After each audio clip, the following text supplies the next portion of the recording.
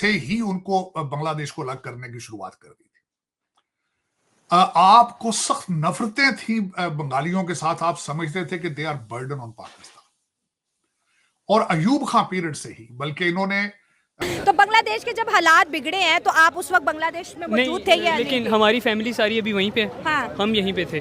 उनका कहना है कि 1971 की जीत इंडिया की नहीं बल्कि बांग्लादेश की जीत थी। 1971 की जंग में बांग्लादेश के लोगों ने और बांग्लादेश की आर्मी ने अपना खून बहाया था। इसमें इंडिया का कोई खास किरदार नहीं है से ही, बल्कि इन्होंने अयूब खान साहब ने कई लोगों की ड्यूटियां लगा दी थी, यार को प्लान इस तरह का बनाओ ये बंगालियों से जान छूट गया। इसको ये फाइनेंशियल बर्डन समझते थे और इनको लो क्लास ह्यूमन समझा जाता था। वो ऐसे ही बात नहीं, और फिर आखिरी एक दिन के अंदर चीजें नहीं हो जाती। बांग्लादेश की जो एनर्जी क्राइसिस है वो अब सिवियर लेवल्स को टच कर चुकी है और इसीलिए बांग्लादेश एक बार फिर से अब भारत की शरण में आया है। और इस बार उन्होंने हमारी त्रिपुरा गवर्नमेंट को अप्रोच करते हुए कहा है कि प्लीज आपकी तरफ से आने वाली जो इलेक्ट्रिसिटी सप्लाई है उसको आप लोग 5 टाइम्स बढ़ा दीजिए। सो अभी तक त्रिपुरा की तरफ से बांग्लादेश को जो बिजली की सप्लाई होती थी वो 50 to 80 मेगावाट होती थी, लेकिन अब बांग्लादेश यहाँ पे डिमांड कर रहा है कि कम से कम 250 मेगावाट की सप्लाई हम लोग चाहते हैं। क्या इंडिया ये वाला डिसीजन यहाँ पे लेने वाला है? बिजली की सप्लाई बढ़ाने के लिए सेंट्रल गवर्नमेंट की परमिशन लेनी बहुत जरूरी है और अग्रीमेंट का भी साइन होना बहुत जरूरी है। उसके पीछे के 2-3 कारण है। पहली बात तो इसमें ONGC का बड़ा शेयर है जिसकी वजह से सेंट्रल गवर्नमेंट से यहाँ पर परमिशन लेनी जरूरी है। दूसरी बात, इंटरनेशनल अग्रीमेंट करना है, इसकी वजह से भी सेंट्रल गवर्नमेंट से परमिशन लेनी जरूरी है। एंड तीसरी बात, जो ये वाला पावर प्लांट है ये असल में north eastern part of the country का largest gas based power plant है जो कि जो 7 नॉर्थ ईस्टर्न स्टेट्स हैं उनकी 35% रिक्वायरमेंट को पूरा करता है। इसलिए उनकी मईशत काफ़ी ख़राब से ख़राब हो रही है। और आज देखो क्यों आज अफगानिस्तान की मईशत क्यों अच्छी है, इस वजह से अच्छी है क्योंकि इंडिया उनको सपोर्ट कर रही है और उनका उसको देखो, मिसाल पैसे को देखो और हमारे पैसे को देखो। काफ़ी आप लोगों को लगता है कि कश्मीर आप लोगों के साथ है, नहीं आप लोगों के साथ। आप लोग ये नैरेटिव लेके खड़े हैं कि हम कश्मीर आज़ाद करेंगे। पहले अपना तो सीन सीधा कर लो। पहले कश्मीर आज़ाद नहीं हो रहा, कश्मीर ऑलरेडी आज़ाद है। कश्मीर ऑलरेडी आज़ाद है। वो एक अलग हैसियत रखता है अपनी एक खित्ते में। वो आपके साथ ना हो, बल्कि पाकिस्तान को सोचना चाहिए कि पाकिस्तान का क्या बनेगा अगर कश्मीर हो निकल जाता है। कश्मीर को आपकी ज़रूरत नहीं है, आपको कश्मीर की ज़रूरत है। मुक्ति बाहिनी उन्होंने तश्कील दी थी, मगर एक प्रोफेशनल इंडियन आर्मी की असिस्टेंस के बगैर और नमस्कार दोस्तों बांग्लादेश अब इंडिया के हाथ पैर जोड़ रहा है और कह रहा है कि भाई बिजली जो है खोल दो। इस समय बिजली बहुत ही कम, लगभग भारत ने 70 से 80% बिजली कट कर दी है बांग्लादेश की और बहुत ही कम बिजली दी जा रही है, जिससे बांग्लादेश का काम नहीं चल रहा है और ये लोग हाथ पैर जोड़ रहे हैं कि भाई हमारी बिजली खोल दो। अब बांग्लादेश की कोशिश है कि त्रिपुरा से जो बिजली सप्लाई की जाती थी उसको बढ़ा दिया जाए, जिसके लिए बांग्लादेश भारत सरकार को कह रहा है। आप इस बारे में क्या सोचते हैं? क्या वाकई भारत सरकार को इनकी बिजली बढ़ा देनी चाहिए? आपके जो भी विचार हो कमेंट बॉक्स में जरूर लिखिएगा। एक तरफ तो ये लोग बिजली बढ़ाने की बात कर रहे हैं, दूसरी तरफ ये लोग बोल रहे हैं कि भाई 71 की लड़ाई में भारतीय सेना का कोई हाथ नहीं था, कोई रोल नहीं था और जो भी इन्होंने आजादी हासिल की वो अपने दम पे किया है। ये इतनी बेकार की बात है कि इस पे कोई यकीन नहीं करेगा। बांग्लादेश में 1971 में ये हालात थे कि ये अपनी ही जमीन और अपनी औरतों को नहीं बचा पा रहे थे। पाकिस्तानी सेना बड़ी संख्या में वहां पे बलात्कार कर रही थी। उसके बाद बड़ी संख्या में रिफ्यूजी इंडिया में आ जाते हैं और फिर इंडिया का इसमें दखल होता है और 71 की लड़ाई होती है जिसमें बांग्लादेश को आजाद कराया जाता है। आज तक ये माना जाता था कि भाई बांग्लादेशी काफी लॉयल हैं इंडिया के प्रति और वफादार हैं, पर नहीं, अभी खुल के ये लोग बोल रहे हैं कि नहीं ऐसा नहीं था। इनके प्रोफेसर हो या इनके बहुत से नेता हो इसी तरह की बातें कर रहे हैं। आप इस सब के बारे में क्या सोचते हैं कमेंट बॉक्स में जरूर लिखिएगा। मैं इस वीडियो में ये नहीं कह रहा कि सभी बांग्लादेशी भारत के खिलाफ है, हो सकता है बहुत से लोग भारत को सपोर्ट कर रहे हो, लेकिन वो इस समय दिख नहीं रहे हैं। इस समय जो इंटरनेट पे पूरी एक ऐसी लॉबी दिखती है जो पूरी तरह से भारत विरोधी है। आप इस सब के बारे में क्या सोचते हैं कमेंट बॉक्स में जरूर लिखिएगा। वीडियो अच्छा लगे तो लाइक करें, शेयर करें, चैनल को सब्सक्राइब करना ना भूलें, बेल का आइकन प्रेस कर दें लेटेस्ट नोटिफिकेशन के लिए। आइए आगे बढ़ते हैं इस वीडियो में। सवाल ये होगा कि एक तरफ ये कहा जाता है कि अभी तक यही फैसला नहीं हो सका कि पाकिस्तान तोड़ने का कौन जिम्मेदार है। वो याह्या खान था, वो शेख मुजीबुर रहमान था, वो जुल्फिकार अली भुट्टो था या वो इंडिया था। इन सब का नाम लिया जाता है कि जी इन्होंने पाकिस्तान तोड़ा। तो अभी तक फैसला ही नहीं हो सका। और दूसरी तरफ क्या ये फैसला हो गया है कि APS में जो बच्चों का कत्लेआम हुआ उसका कौन जिम्मेदार था?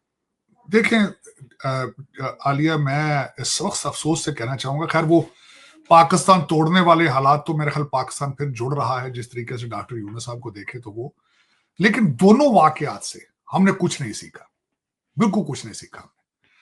आपने उस वक्त सबसे बड़ी तो हमारे बच्चों को आज नहीं पता, मैं इनको हमेशा कोशिश करता हूं कि किसी न किसी तरीके से एजुकेट किया जाए।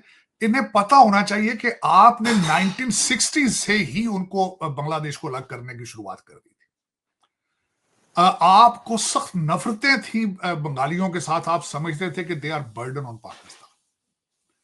और अयूब खां पीरियड से ही, बल्कि इन्होंने अयूब खां साहब ने कई लोगों की ड्यूटियां लगा दी थी, यार कोई प्लान इस तरह का बनाओ, ये बंगालियों से जान छूट गया। इसको ये फाइनेंशियल बर्डन समझते थे और इनको लो क्लास ह्यूमन समझा जाता था। वो ऐसे ही बात नहीं, और फिर आखिरी एक दिन के अंदर चीजें नहीं हो जाती, एक दिन के अंदर मुक्ति वाणी नहीं बन जाती, उसके पीछे स्टोरियों पे स्टोरियां होती हैं। बड़ा अरसा लगता है उस हंडिया को पकने के लिए। वो तो आखिरी आखिरी उबाला आता है ना, जो शेख मुजीबुर रहमान ने दिया। और वो उबाला आपने क्या दिया कि उन्होंने लैंडस्लाइड विक्ट्री थी उनकी, लैंडस्लाइड विक्ट्री, फातिमा जिन्ना की लैंडस्लाइड विक्ट्री थी ईस्ट पाकिस्तान के अंदर। और आपने फिर जिस तरीके से उनको बजाय उनको मैंडेट दिया जाता, आपने पकड़ के जेल में डाल दिया उसको। लेकिन हमने सीखा कुछ नहीं उसके बाद।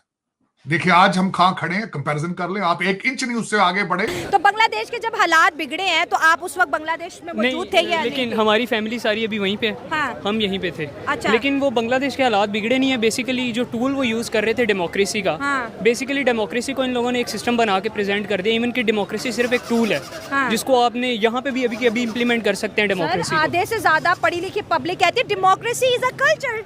डेमोक्रेसी कल्चर It's नहीं not a है, tool. डेमोक्रेसी एक टूल है। हाँ। इसको आप यहीं पे इम्प्लीमेंट कर सकते हैं। डेमोक्रेसी क्या है, चंद लोग मिलें, अपने आप में से एक रिप्रेजेंटेटिव खड़ा करें, क्या आप हम सबको रिप्रेजेंट करेंगे। जैसे हम तीन खड़े हैं, हाँ। यहाँ पे डेमोक्रेसी से हमने कहा कि भाई मैं लीड कर रहा हूँ, मैं बात कर रहा हूँ, ये डेमोक्रेसी है। तो ये जो लोगों ने हालात इसको, हाँ, हाँ, ठीक। ये सिस्टम ऐसे ठीक हो ही नहीं सकता। माइंडसेट चेंज करने की जरूरत है। हाँ। यहाँ पे वहाँ लोग तो स्टूडेंट इनकलाब लेके आए हैं तो ना, सिस्टम आप चेंज जैसे, किया, हाँ। सिस्टम चेंज किया है ना। हाँ। मेन माइंडसेट चेंज करने की जरूरत है। पाकिस्तान के हालात इस तरह से क्या क्यों बात हैं? है। आप लोगों को लग रहा है कि बड़े लोगों के पास पावर है, वो पावर से ये सब कुछ कर रहे हैं। छोटी छोटी पावर्स को लोग देख रहे हैं कि मैं एमपी बन जाऊँ, फलाना बन जाऊँ, कुछ नहीं होता इससे।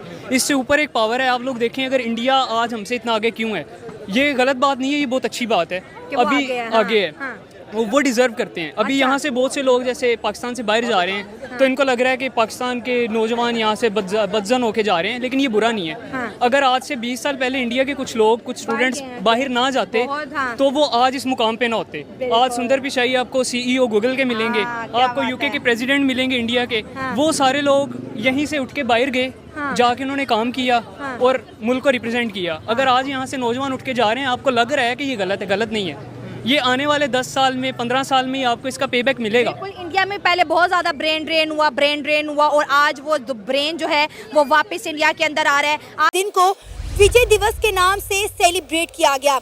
इंडिया के प्राइम मिनिस्टर नरेंद्र मोदी ने इस हवाले से ट्वीट किया और कहा कि 1971 में जिन शोहदा ने अपनी जानों के नजराने पेश किए और हमें इस जीत से हमकनार करवाया, हम उनकी जुर्रत और हिम्मत को सलाम पेश करते हैं। लेकिन इंडिया के प्राइम मिनिस्टर नरेंद्र मोदी की इस पोस्ट पर बांग्लादेश के सियासतदान काफ़ी नाराज नजर आ रहे हैं। उनका कहना है कि 1971 की जीत इंडिया की नहीं बल्कि बांग्लादेश की जीत थी।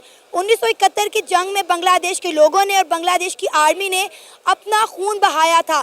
इसमें इंडिया का कोई खास किरदार नहीं है, लिहाजा इसका क्रेडिट इंडिया और इंडियन आर्मी को ना दिया जाए।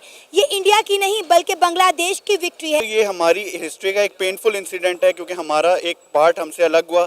मगर आई थिंक ये एक कंबाइंड अलायंस इसको कहेंगे। दोनों केसेस में इंडिया की स्टेटमेंट भी अपनी जगह वैलिड है और बांग्लादेश की स्टेटमेंट भी अपनी जगह वैलिड है, क्योंकि बंगालीज ऑल्दो उनकी स्ट्रगल थी, फ्रीडम फाइट की थी, मुक्ति बाहिनी उन्होंने तश्कील दी थी, मगर एक प्रोफेशनल इंडियन आर्मी की असिस्टेंस के बगैर और उसकी माइट के बगैर ये चीज़ पॉसिबल नहीं हो सकती थी। तो मेरे ख्याल से ये एक कंबाइंड एफर्ट है। इंडियन आर्मी की बहुत ज़्यादा असिस्टेंस थी, मगर ऑब्वियसली जो फ्रीडम फाइटर्स होते हैं वो अपने खून का नजराना पेश करते हैं, एफर्ट करते हैं अपने आप को आज़ादी हासिल करने के लिए और अपने इस गोल को अचीव करने के लिए। तो आई थिंक कि ये एक कंबाइंड अलायंस है। कोई भी इसको ये नहीं कह सकता कि बगैर इंडियन आर्मी के हो सकता था, और ये तो ऑब्वियसली नहीं कहा जा सकता कि बांग्लादेशीज़ के बगैर हो सकता है। तो बंगालीज जो थे ऑब्वियसली उनकी स्ट्रगल थी, उन्होंने जो एक अपने लिए एक मोटो बनाया था फ्रीडम फाइट करने का, वो उन्होंने अचीव किया और उसके लिए उन्होंने नो डाउट इंडियन आर्मी की हेल्प ली। तो सर 1971 के बाद आज बांग्लादेश को ये क्यों याद आ रहा है कि इसका क्रेडिट इंडिया को नहीं जाना चाहिए? क्योंकि अगर हम अपनी